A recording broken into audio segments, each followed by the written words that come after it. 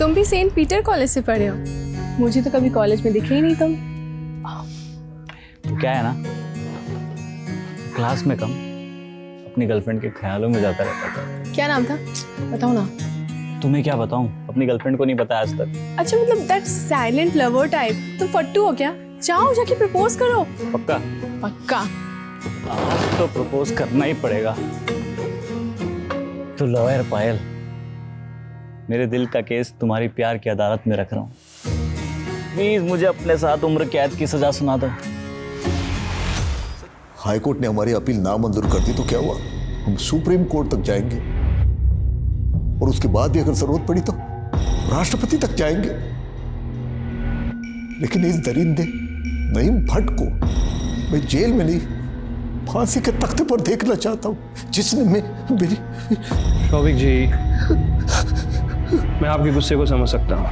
देखिए, ये तभी पॉसिबल है जब सुप्रीम कोर्ट हमारी केस को rarest of the rare case में काउंट कर ले। इसलिए तो मैं कल सेंट्रल जेल जा रहा हूँ। हमें कोर्ट में इतना साबित करना है कि नईम भट्ट को अपने किए का बिल्कुल भी पछतावा नहीं है। जेल अथॉरिटीज और वहाँ के कैदियों से मैं सारी इंफॉर्मेशन कलेक्ट कर लूंगा। You don't worry, Naeem Bhatt jail से सीधा फांसी के तख्ते पे जाएगा।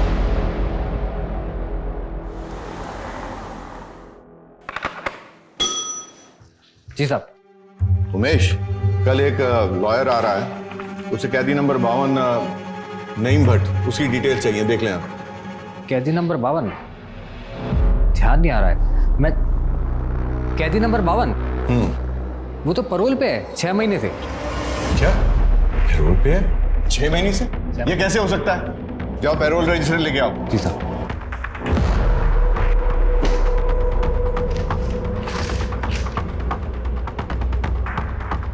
7 दिसंबर 2018 पैरोल पे कैसे हो सकता है ये? अब क्या करें साहब?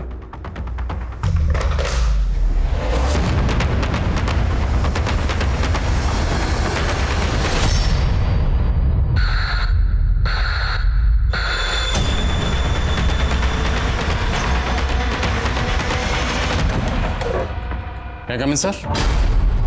आओ, खड़ा हो। क्या है सर? जय हिंद। तो मैं तुम्हारा एक केस स्टडी कर रहा था। तुम्हारा पुराना केस फिर से रीओपन करने की नौबत आ गई है।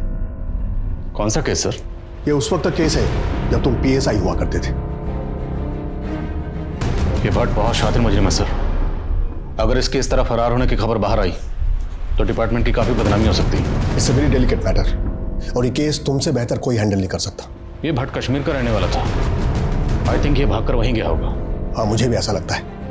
लेकिन अगर उसे जरा भी भनक लगी कि हम उसे ढूंढने की कोशिश कर रहे हैं तो वो बॉर्डर पार करके उस पार चला जा सकता है।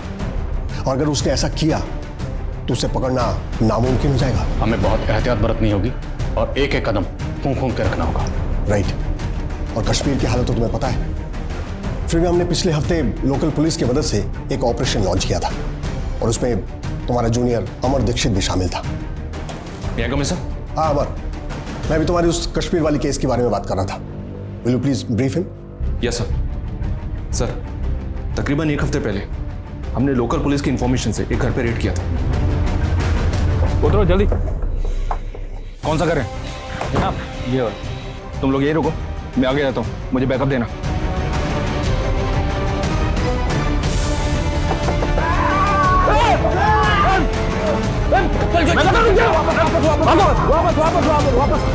शायद यूनिफॉर्म में रेड करना गलत मूव था। हम एक और गलत मूव अफोर्ड नहीं कर सकते और ज्यादा दिन तक परोल से फरार कैदी की खबर को दबा भी नहीं सकते। अगर हमने क्विक रिजल्ट्स नहीं दिए तो ये केस सेंट्रल एजेंसी को सौंप दिया जाएगा। उसकी नौबत नहीं आएगी सर। मैं अभी इसी वक्त इस केस पर लग जाता हूँ। बट सर, मेरी एक रिक्वेस्ट है। बोलो। इस मिशन के लिए टीम मैं चुन। Okay, thank you sir. और सर, एक रिक्वेस्ट और है, मुझे इस केस में फ्री हैंड चाहिए। Okay, I fully support you. लेकिन एक बात है, जस्ट सी टू इट कि भट्ट बॉर्डर पार न कर पाए। I want him behind the bars at any cost. Mister Mehta, settlement करना ही सही रहेगा। मैं सामने वाली पार्टी से कह करके 15 लाख तक का कंपनसेशन करवा सकती हूँ, लेकिन इससे ज़्यादा पॉसिबल नहीं है। ओके। हाय मिस पायल। आप कौन? जी मैं वो हूँ जिनसे आप यहाँ मिलने आई हैं। Abhijeet. Right. Nice meeting you. तो क्या फैसला किया आपके क्लाइंट ने कंपनसेशन के बारे में। देखिए कंपनसेशन में जो है आपको 20 लाख। मेरे क्लाइंट कंपनसेशन में 20 लाख देने को तैयार है। आउट ऑफ कोर्ट सेटलमेंट कर लेते हैं, क्यों मिस्टर मेहता? ओके भाई हाथ में लाइए। मिस्टर मेहता, एग्रीमेंट के कुछ टर्म्स है, एक बार आप पढ़ लीजिए और इसके लास्ट पेज में आपका साइन चाहिए होगा। पिछले 6 महीने से इस नईम भट्ट को किसी ने नहीं देखा, तो पूरे चांसेस हैं कि इसने अपना नाम हुलिया सब कुछ बदल लिया होगा। बहुत शातिर। ऐसे शातिर मुजरिम मैंने अपने करियर में बहुत कम देखे हैं, जिन्हें ना सजा का खौफ है ना गुनाह का कोई पछतावा। पर ऐसा शातिर मुजरिम पैरोल जंप करके बाहर आज़ाद घूम रहा है, ये सोच कर ही मुझे गुस्सा आता। सर, ये नईम भट्ट जिस जेल में बंद था, वहाँ से इसके बारे में कोई इन्फॉर्मेशन मिल सकती है क्या? क्योंकि उस जेल में कोई तो ऐसा होगा जो इसका दोस्त बना होगा। आपका होगा, क्योंकि नईम भट्ट दोस्त बनाने में माहिर है। मिस पायल, हैप्पी? आपकी सोच से ज़्यादा कंपनसेशन दिलवाया मैंने। लेकिन क्यों? अपने क्लाइंट का नुकसान क्यों? केस तो आपका भी स्ट्रांग था। लेकिन क्या है, सच आपके साथ था और क्लाइंट से ज़्यादा सच की फिक्र करने की आदत है मेरी। वाह, इम्प्रेसिव। ठीक है, मिलते हैं कभी। कल मिले कॉफ़ी पे, अगर आप फ्री है तो। So fast? नहीं, इफ़ यू डोंट वांट, हम कभी भी, आप जब आप फ्री हो तो ऐसा, जब आप। No no, I like it. मिलते हैं कल। श्योर। साहब, मैं मानता हूं कि मैं और भट्ट एक ही सेल में 1 साल से थे। हाँ, थोड़ी बहुत दोस्ती थी उससे, पर वो अपने ही ख्यालों में खोया रहता था। अच्छा, कभी बातचीत में उसने बताया कि पैरोल पर छूटने के बाद वो कहाँ जाएगा? कश्मीर जाएगा या कहीं और? वादियों में जाने की बात वो अक्सर करता था। हाँ साहब, एक आध बार उसने बताया था कि उसके कुछ रिश्तेदार रहते हैं उस पार। उस पार? तुम भी सेंट पीटर कॉलेज से पढ़े हो? मुझे तो कभी कॉलेज में दिखे ही नहीं तुम। तो क्या है ना, क्लास में कम, अपनी गर्लफ्रेंड के ख्यालों में जाता रहता था। क्या नाम था? बताओ ना। तुम्हें क्या बताऊं, अपनी गर्लफ्रेंड को नहीं बताया आज तक। अच्छा, मतलब दैट साइलेंट लवर टाइप। तुम फट्टू हो क्या? जाओ जाके प्रपोज करो। पक्का? पक्का। आज तो प्रपोज करना ही पड़ेगा। तो लॉयर पायल, मेरे दिल का केस तुम्हारी प्यार की अदालत में रख रहा हूँ। प्लीज मुझे अपने साथ उम्र कैद की सजा सुना दो। सर, ये नईम भट्ट कठुआ का रहने वाला है और इसके कुछ रिलेटिव्स पुंछ के आसपास के एरिया में भी हैं, जो कि पाकिस्तान बॉर्डर के काफ़ी नज़दीक है। लोकल पुलिस से बात की है मैंने सर, पर मुझे लगता नहीं कि वो लोग कुछ ज़्यादा मदद करेंगे। पिछली बार हम लोग गए थे तो लोकल लोगों ने पथराव किया था।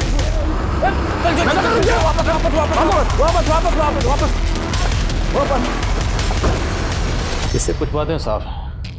नईम भट्ट का नेटवर्क काफ़ी स्ट्रांग है, इसलिए उसे तुम लोगों के आने की खबर पहले से मिल गई। और दूसरी ये कि वहाँ के लोकल लोग नईम भट्ट को बेगुनाह समझते हैं, इसलिए उन लोगों ने पथराव किया। तो इस नईम भट्ट को हम पकड़ेंगे कैसे?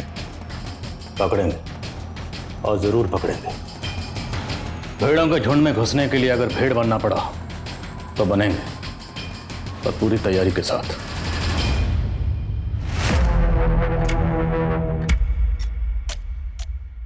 हसन मेहंदी, तुसी जलंधर से हो? हाँ जी।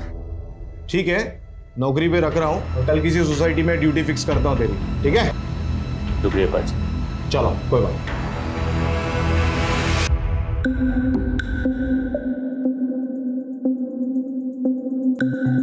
तो क्या चुनाव? मैं चुना असलम। वेल सयोर। बात को गुलफाम साहब, आपने इतने कम वक्त में हम सबको इतनी अच्छी कश्मीरी सिखा दी, बहुत शुक्रिया। पर गुलफाम साहब, अब इनके ज़बान का मसला तो हल हो गया, ज़बान से कश्मीरी बन गए। अब मसला है लिबास का, लिबास का भी इंतज़ाम करना है। आज ऑफिस में जाओ। सॉरी पायल, पर मुझे तो जाना पड़ेगा ना। क्या है कि दुबई का प्लान तुम्हारा पोस्टपोन हुआ है, मेरा नहीं।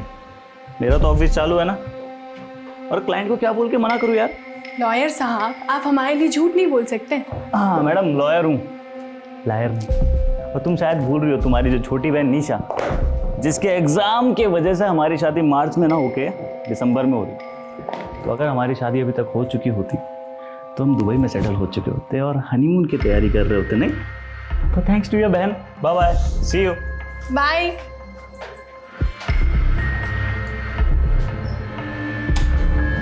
इसमें आप लोगों के कश्मीरी नाम, पते और हर तफसील मौजूद है। इसमें जो भी तफसील है उन्हें अच्छे से याद कर लीजिए, क्योंकि पूरे मिशन के दौरान हम में से कोई भी एक दूसरे को उसके असली नाम से नहीं बुलाएगा।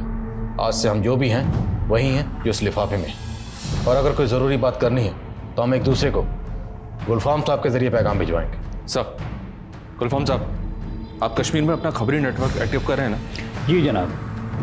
तो बस तैयार हैं हम लोग जन्नत के सफ़र के लिए, और जन्नत में छुपे उस शैतान को पकड़कर यहाँ लाने के लिए, वो भी जल्द से जल्द। इससे पहले कि वह शैतान किसी और मासूम को अपना निशाना बनाए, हमें गर्दन से घसीट कर उसे यहाँ लाना है।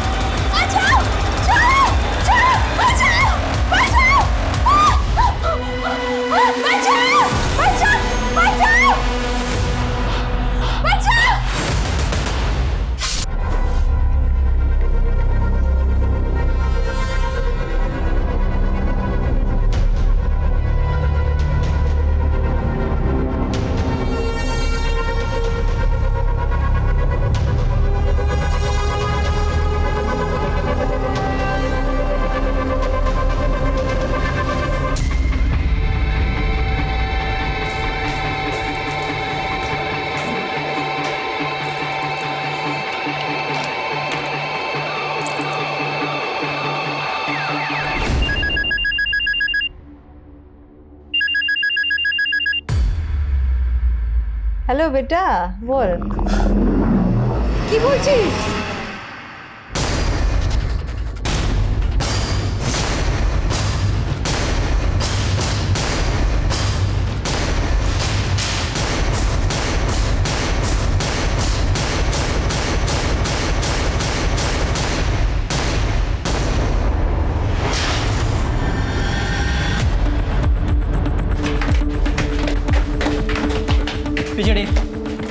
पिछड़ी अपनी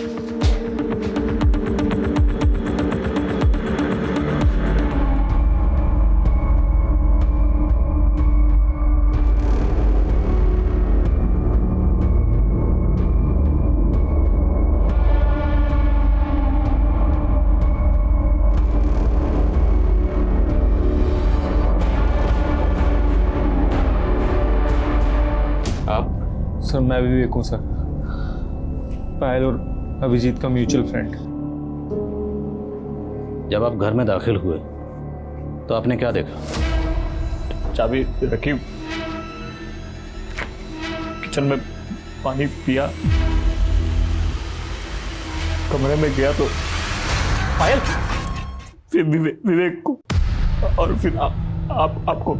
आपकी पायल से आखिरी बार कब बात हुई?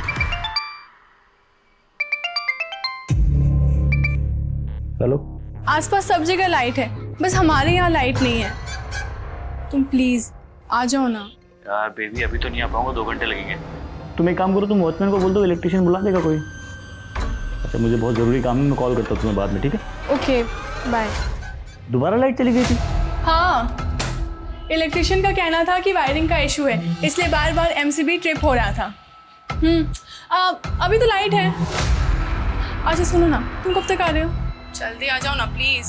ओके बाबा, कोशिश करता हूँ। सर मैं पायल और अभिजीत का पड़ोसी हूँ और इस सोसाइटी का सेक्रेटरी भी। सर रात को ना तो मेरे घर की लाइट गई और ना ही किसी सोसाइटी मेंबर के घर की। हमने इलेक्ट्रिसिटी बोर्ड भी चेक की, वहाँ से भी कोई छेड़छाड़ नहीं हुई। सर पायल बहुत अच्छी लड़की थी, मुझे यकीन नहीं होता कि हमारी सोसाइटी में भी ये सब हो सकता है। अच्छा, ये पायल और इसके पति के रिश्ते कैसे थे? सर इन दोनों के रिश्ते तो बहुत अच्छे थे, लेकिन अभिजीत और पायल ने अभी शादी नहीं की थी, दोनों लिविंग में रहते थे। अभिजीत, घर में किसी भी तरह के फोर्स्ड एंट्री के कोई निशान नहीं। अब एक बात तो साफ, घर में जो भी दाखिल हुआ उसके लिए या तो पायल ने दरवाज़ा खोला या फिर उसके पास घर की चाबी पहले से मौजूद। आपके और पायल के अलावा घर की चाबी किसी और के पास रहती थी? मेरे पास और एक फाइल के पास। लेकिन घर में तो हमें एक ही चाबी मिली, दूसरी चाबी कहाँ है? दूसरी चाबी जहाँ भी है वो हम पता लगा लेंगे। अगर वो घर में हुई तो ढूंढ ही लेंगे। वैसे दूसरी चाबी घर में ही है ना। आप ये बताइए, आपने घर पर आने के बाद किन किन चीज़ों को टच किया? फ्रिज, बॉटल, ग्लास, इनके अलावा किन किन चीज़ों को? अब वकील इतना तो जानते ही होंगे ना कि क्राइम सीन को टेम्पर नहीं करते, टेम्पर करते क्रिमिनल। और आपने टेम्पर की, चीज़ों को छुआ, क्यों? अच्छा, आप बता रहे थे कि आप ऑफिस में देर रात तक काम कर रहे थे, राइट? किसने देखा होगा आपको? कोई गवाह, कोई विटनेस, कोई है? वॉचमैन ने देखा होगा शायद। जिस क्लाइंट के केस पर आप काम कर रहे थे उस क्लाइंट का नाम तो याद होगा आपको? क्लाइंट का नाम, number, mobile number? Sir I think उसको थोड़ा रेस्ट की ज़रूरत है सर। आई मीन उसकी हालत देखिए सर। अभी जो लाश गई है यहाँ से, उसकी हालत देखिए आप। खून से लथपथ लाश यहाँ से गई है। अब खून किसने किया ये पता करना हमारी ड्यूटी है। क्लाइंट का नाम, नंबर, एड्रेस, मोबाइल नंबर सब दीजिए। दोनों लिव इन रिलेशनशिप में रहते थे। हो सकता है अभिजीत शादी ना करना चाहते, लेकिन पायल मान ना रही, वो शादी करना चाहती है। सर अभिजीत खुद वकील, फिर भी उसने क्राइम सीन पे जगह जगह चीज़ों को टच किया। अब ये सब उसने जानबूझ के किया या उससे अनजाने में हुआ, ये कुछ समझ नहीं आ रहा सर। कॉल रिकॉर्ड निकलाओ वकील साहब को, और बिल्डिंग का सीसीटीवी अरेंज हो। जी सर।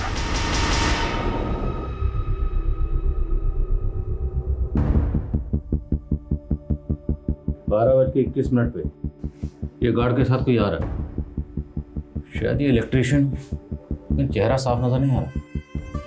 गार्ड के साथ फिर से वही शख्स, लेकिन इस बार भी चेहरा नजर नहीं आ रहा। कौन है ये? सर इलेक्ट्रिशियन लगता है, क्योंकि 2-3 इलेक्ट्रिशियन बिल्डिंग में आते रहते हैं। लेकिन ये कौन है ये बता पाना मुश्किल है, लेकिन सारे इलेक्ट्रिशियन पास की बस्ती में रहते हैं। जरा गार्ड को बुलाइए, उसको बताओगे। सर वो तो नाइट शिफ्ट में था, अभी घर गया है। ये सेकंड फ्लोर का कमरा है, इसकी फुटेज प्ले क्यों नहीं हो रही? समझ नहीं आ रहा सर, इसे क्या हो गया? पिछले हफ्ते तो सारे कैमरे चेक करके गया था आदमी, लगता है फिर खराब हो गया। शायद खराब हुआ नहीं है, खराब किया गया। जितने भी इलेक्ट्रिशियन यहाँ पे आते हैं सबका एड्रेस दीजिए, और मुझे पूरी रात की फुटेज चाहिए। जी सर। नहीं सर, मैंने गया था कल रात को। सच बोल रहा है ना? बिल्कुल सच बोल रहा हूँ साहब। मैं जीवन ज्योति बिल्डिंग में जाता हूँ इलेक्ट्रिशियन का काम करने के लिए, लेकिन कल रात को नहीं गया मैं। हाँ सर, कल 2 बार गया था जीवन ज्योति सोसाइटी, और 203 वाली मैडम के घर की लाइट चली गई थी। यहाँ से सब ठीक है मैडम, मैं नीचे एक बार मेन स्विच देख के आता हूँ। 203 ना? अरे यार ये एमसीबी ड्रिप हुआ है यार। लाइट आ गई ना मैडम? हाँ भैया। अरे मैडम वो कुछ था नहीं, मेन स्विच का एमसीबी ट्रिप हो गया था, तो अभी ठीक कर दिया है, कोई प्रॉब्लम नहीं है। Okay, thank you.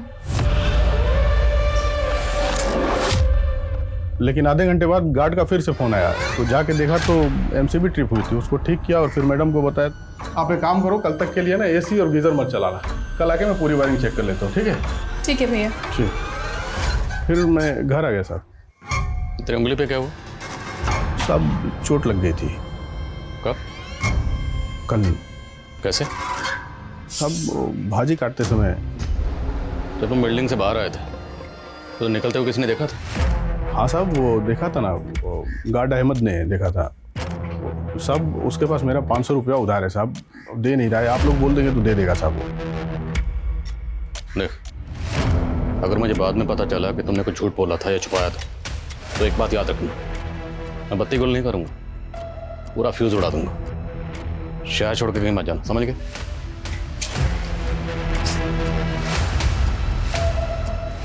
सोसाइटी के चप्पे चप्पे से वाकिफ है, हो सकता है सीसीटीवी इसने खराब किया। कॉल रिकॉर्ड्स निकलवाओ इसको।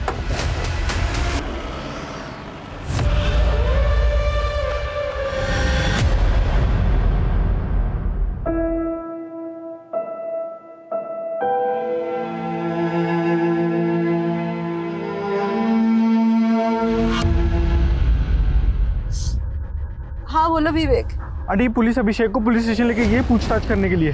क्या?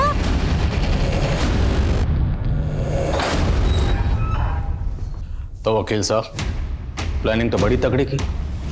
पहले देर रात तक ऑफिस में रुकने का बहाना किया, फिर चुपके से आके पायल का मर्डर किया, उसके बाद माँ को फोन किया, दोस्त को फोन किया, और उसके बाद बुलाया हमें। ये क्या बोल रहे हैं सर आप? पायल जिंदगी थी मेरी, मैं क्यों मारूंगा उसे? यही पूछने के लिए तो बुलाया कि क्यों मारा उसे। और ये एक्टिंग मत करो, एक्टर नहीं हो, वकील। फिर भी क्राइम सीन को जानबूझकर टेम्पर किया, क्यों? सर मैंने जानबूझ के कुछ नहीं किया सर। तो पायल के साथ ये सब हो रहा था तो मैं ऑफिस में था। आप ऑफिस का रिकॉर्ड उठा के देख लीजिए। कुछ चेक करने की जरूरत नहीं है, मैं 100% श्योर हूं कि आप ऑफिस में ही होंगे। ये मेंशन होगा वहां पे। वकील जो तगड़ी प्लानिंग तो की होगी।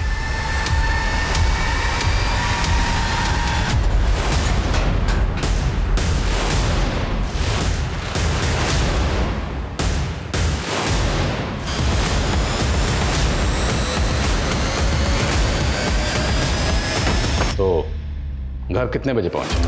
सर कितनी बार बोल चुका हूं मैं आपसे, 4 बजे के आसपास। तो 4 बजे के आसपास जब आप अपने घर पहुंचे तो एंट्रेंस पे जो सीसीटीवी कैमरा लगा हुआ है तो उसमें आपकी गाड़ी आते हुए नजर क्यों नहीं आ रही? गेट नंबर 2 से आए। एग्जैक्टली 2 नंबर गेट से। क्यों? क्योंकि आपको पहले से पता था कि 2 नंबर का सीसीटीवी खराब है। मुझे कैसे पता होगा सर? कोइंसिडेंस हो सकता है। कोइंसिडेंस? जिस गेट से आप एंटर हुए वहाँ का सीसीटीवी खराब, जिस लॉबी में गए वहाँ का सीसीटीवी खराब, जिस फ्लोर पे आप रहते हो वहाँ का सीसीटीवी खराब, और बाकी बिल्डिंग के तमाम सीसीटीवी चल रहे हैं। वकील साहब, इसे कोइंसिडेंस नहीं, इसे कहते हैं प्लानिंग। कैसे समझाऊं सर आपको? मैंने कोई प्लानिंग नहीं की।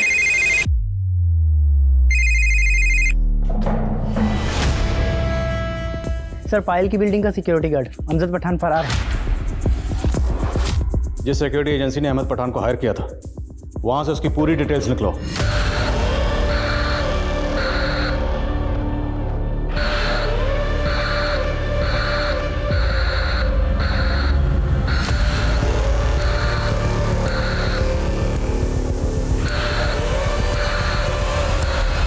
ये क्या एड्रेस है? लाल चौक कश्मीर। बस कोई एड्रेस प्रूफ नहीं लिया, ऐसी जॉब पे रख लिया। कौन है अहमद पठान? मैं किसी अहमद पठान को नहीं जानता। आप बाहर क्यों है सर? अहमद पठान 1 साल से तुम्हारी बिल्डिंग का वॉचमैन था और तुम्हें याद नहीं? हाँ सॉरी, आपने अचानक पूछा तो दिमाग से निकल गया। और अब अचानक पड़ा तो दिमाग में आ गया, है ना? अहमद पठान 1 साल से तुम्हारी गाड़ी साफ कर रहा था, तुम्हारी इससे कभी बात नहीं हुई? अब कहना क्या चाहते हैं? साफ साफ कहिए। हमने जो बोलना था बोल चुके हैं। अब साफ साफ तुम बताओ कि अहमद पठान को कितने पैसे दिए पायल को मारने के लिए? तुम्हारे और पायल के बीच में क्या प्रॉब्लम चल रही थी? सर आप क्या बोल रहे हैं? अगर आप मेरा दुख कम नहीं कर सकते कम से कम उसे बढ़ाइए मत। दुख या पछतावा? होता है।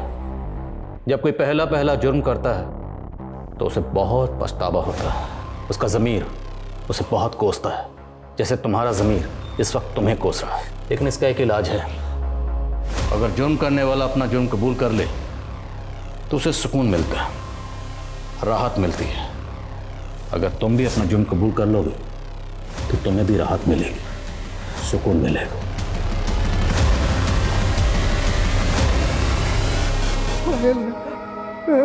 क्या हो गया भाई?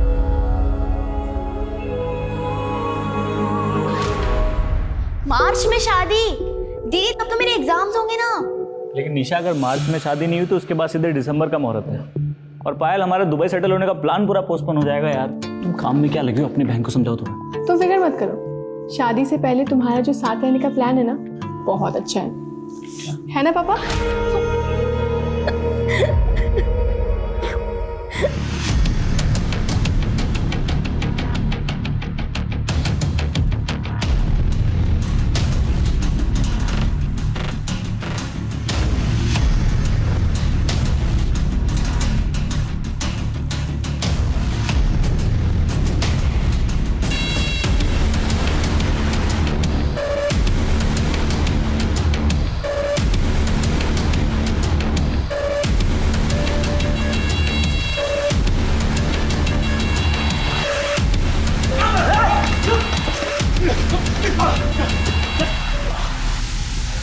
अहमद पठान, अभी तो सिर्फ तेरी टांगे तोड़ी, अगर सच नहीं बोलना तो पूरे जिस्म की हड्डी पसली एक कर देंगे।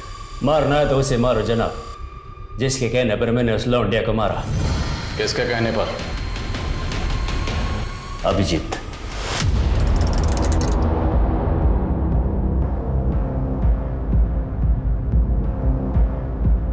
अस्सलाम वालेकुम जनाब। वालेकुम अस्सलाम। क्या हाल है? सब खैरियत? घर में सब ठीक है? देखो कैसा मौसम ठंडा हो गया। हाँ सर। और क्या खबर? जनाब नईम भट्ट का कुछ पता नहीं चला जनाब। उसका एक चचेरा भाई भी है, यहीं रहता है पास में। नाम क्या? इरफान भट्ट। जनाब नईम भट्ट का खास जिगरा है इरफान भट्ट। दोनों आजकल आसपास नहीं दिखते, लेकिन इरफान भट्ट मुंह छुपा के फिरता है। अगर आप उससे पूछेंगे तो शायद वो कुछ बता दे नईम भट्ट के बारे में। इस इरफान को हम देख लेंगे। तुम अपना एंटीना नईम भट्ट के लिए ऑन रखो, वक्त कम है, कहीं ऐसा ना हो बॉर्डर पार करके उस तरफ चला जाए। इरफान की डिटेल दो। ये देखिए जनाब। इरफान भट्ट है? जी जनाब। ये फोटो दूसरे साहब के मोबाइल में भेजो। ओके जनाब। अच्छा मैं चलता हूँ मैं। आजा विवेक। कहाँ जा रहा है बेटा तू? ऑफिस जा रहा हूँ ना। ऑफिस? अभी अभी तो आया तू ऑफिस से 5 मिनट पहले। अच्छा। हाँ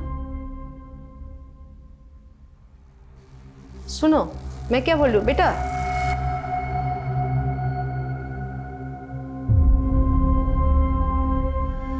हाँ बेबी, आसपास सब जगह लाइट है, बस हमारे यहाँ लाइट नहीं है। तुम प्लीज आ जाओ ना। यार बेबी अभी तो नहीं आ पाऊंगा, 2 घंटे लगेंगे। तुम एक काम करो, तुम वॉचमैन को बोल दो इलेक्ट्रिशियन बुला देगा कोई। आंटी ये रिपोर्ट आई है, डॉक्टर ने कहा है कि अभिजीत बहुत डिप्रेशन में है। फाइल की डेथ का उसके ऊपर बहुत गहरा असर हुआ है। डॉक्टर ने कहा कि कोई तो बात है जो उसे अंदर अंदर खाई जा रही है और जिसे वो एक्सप्रेस ही नहीं कर पा रहा।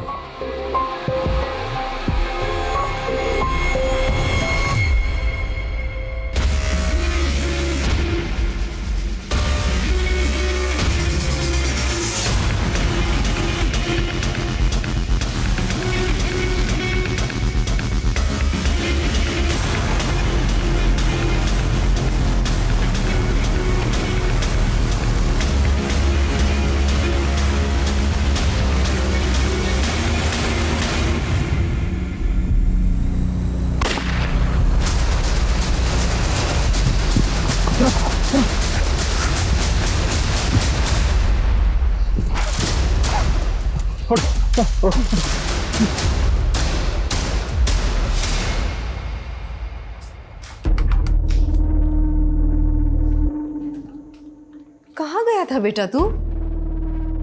फोन क्यों नहीं उठा रहा था? फोन? हाँ मैं फोन लेकर गया था, शायद पार्क में रह गया होगा फोन। फोन कहाँ है मेरा? मेरा फोन यही कहीं तू फिक्र मत कर। सुन बेटा, तू चिंता मत कर, हम नया ऑर्डर कर लेंगे, ठीक है? ये बता तू गया कहाँ था? ये लेने गया था माँ, बहुत दिन से पेंटिंग नहीं की तो सोचा पेंटिंग करूँ।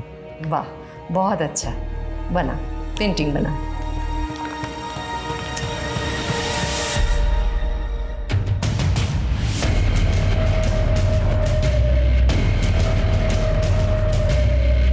अरे अभिजीत, अभिजीत क्या लो? क्या हुआ अभिजीत को? कैसी तबीयत अब? मेरी बात हुई है अंकल डॉक्टर से अभी। उसे इन्फ्लेमेटरी ब्रेन डिसीज हुआ है, उसकी मेंटली हालत बहुत नाजुक है अंकल।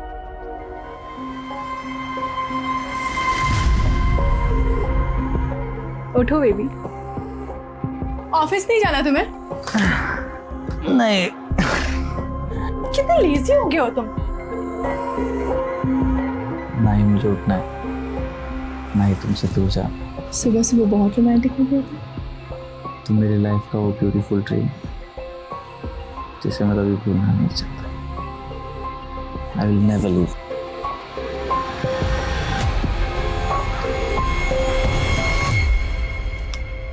बेटा देख तेरे लिए चाइनीज लाए हैं बेटा।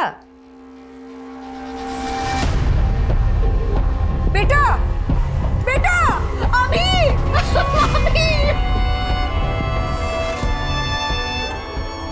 अभी अभिजीत की मौत के 6 महीने बाद कोर्ट ने अहमद पठान को पायल की हत्या के लिए सजा सुनाई।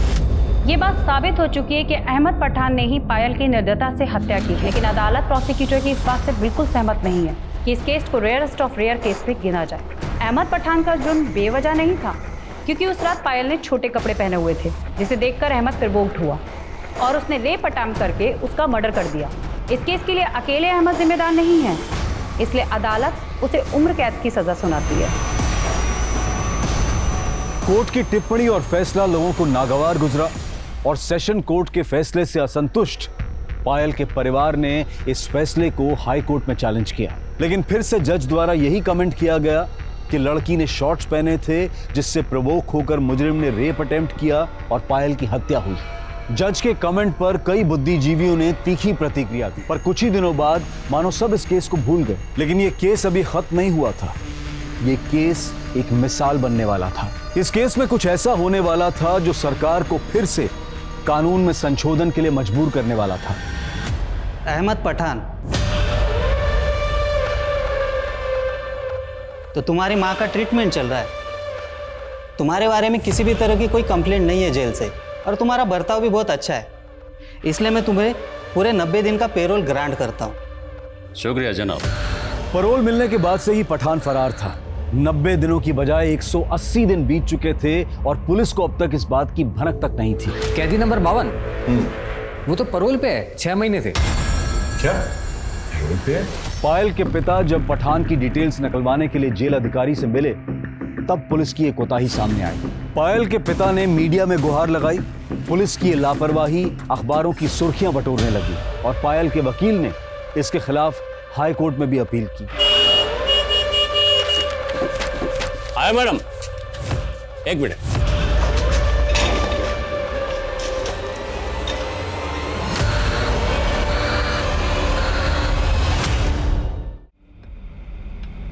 माफ़ करना जनाब, पिछली बार मेरी गलत इन्फॉर्मेशन की वजह से आपकी जान खतरे में पड़ गई थी, लेकिन उस गोली पर इरफान भट्ट का नाम लिखा था। इरफान भट्ट? हाँ जनाब, सब पता किया मैंने। इरफान भट्ट के कितने दोस्त हैं, कितने दुश्मन हैं, उसमें हमें कोई दिलचस्पी नहीं है। यहाँ पे हम नईम भट्ट के लिए आए। ये देखिए, 2 दिन पहले ही शिफ्ट हुआ है जनाब, नाम बदल कर काम कर रहा है। आजकल कहाँ है? बारामूला में जनाब। बारामूला?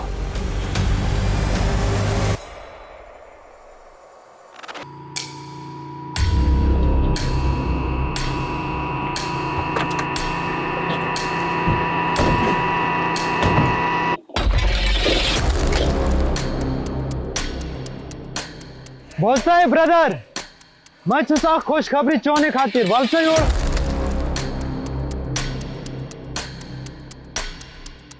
हाँ बोलो, क्या काम है हमारे लिए? वलसायु। देखो, सिर्फ तुम्हारे लिए काम नहीं है, बहुत से भाइयों के लिए काम है। मोबाइल कंपनी है ये वाला, इधर टावर लगाएगा, कुछ महीने काम चलेगा। 700 रुपये तनख्वाह, 2 वक्त का खाना और शाम का चाय भी इधर ही मिलेगा। कंपनी को काम जल्दी खत्म करना है, इसलिए ज्यादा लोगों की जरूरत है, तो ज्यादा से ज्यादा भाइयों को बताओ। लुतफ ब्रदर, बाबा ने बेनफा। वो देखिए सर, पीछे अपने। ये वही है। वही पकड़ लें इसको। अब आए तो इसको लेकर तो जाएंगे, बस थोड़ा सब्र करो। वालसायूर है ब्रदर, वालसायूर। मैं छुसा खुशखबरी चोने खातिर तो छुपाए, ये जो मोबाइल टावर कंपनी है हमारी किस्मत बदलने वाली है, इसीलिए ये हमको पर डे का 2000 दे रही है। इधर आके अपना अपना नाम लिखवाओ, नाम लिखवाओ, फटाफट नाम लिखवाओ। अरे ब्रदर, तुम काहे करो, क्या इधर आओ। अरे हमारा बहुत अच्छा कंपनी है, आ जाओ ब्रदर, आ जाओ, आओ, आ जाओ। हम तुम्हारा भी नाम लिख दिया ना? हाँ। आ जाओ, हम तुम्हारा भी कार्ड बनवाएगा।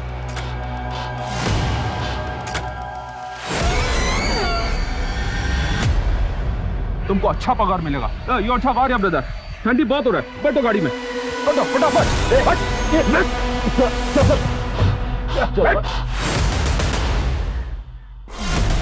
आपको पहले कहीं देखा है, कौन हो जनाब? और सटीक नईम भट्ट और अहमद पठान। ये जन्नत तेरे जैसे शैतान के लिए नहीं, इसलिए तुझे घसीट कर यहां से निकालने के लिए आए। चलो। बहुत देर कर दी जनाब आते आते, हमको मालूम था एक न एक दिन जरूर पकड़ोगे, पर पिछले टाइम से ज्यादा परेशान किया आपको। कितनी बार कहूँ जनाब आपको, अभिजीत ने ही मुझे फोन करके उस पायल को मारने के लिए कहा था। हमने सब पता लगा लिया।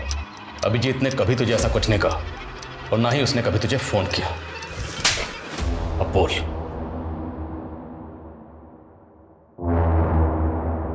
तो पता चल गया जनाब आपको।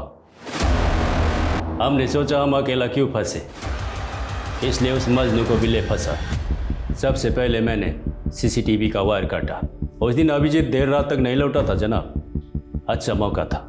फिर मैंने मैडम के घर का मेन स्विच ऑफ किया और मैडम का फ़ोन का वेट करने लगा। हेलो, मैं 203 से बोल रही हूँ। मेरे घर की लाइट चली गई है, आप किसी इलेक्ट्रिशियन को बुला देंगे क्या?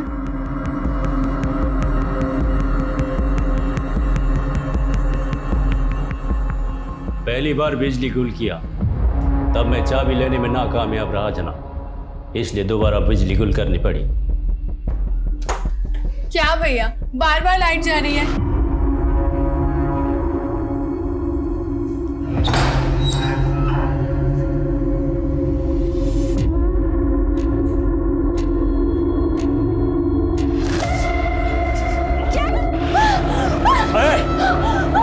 चुपचाप कमरे खोल, कमरे खोल। तीसरे माले में। क्या बिगाड़ा था उसने तेरा?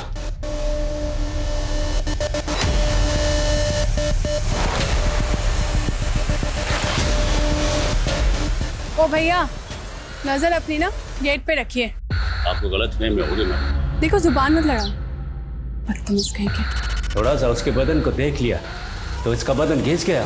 एक औरत होकर आदमी को सुनाती है। उसकी बातें अंगार की तरह चुप रही थी, इसलिए हमने तय कर लिया कि हम उसके गुरूर को तोड़ के रहेगा।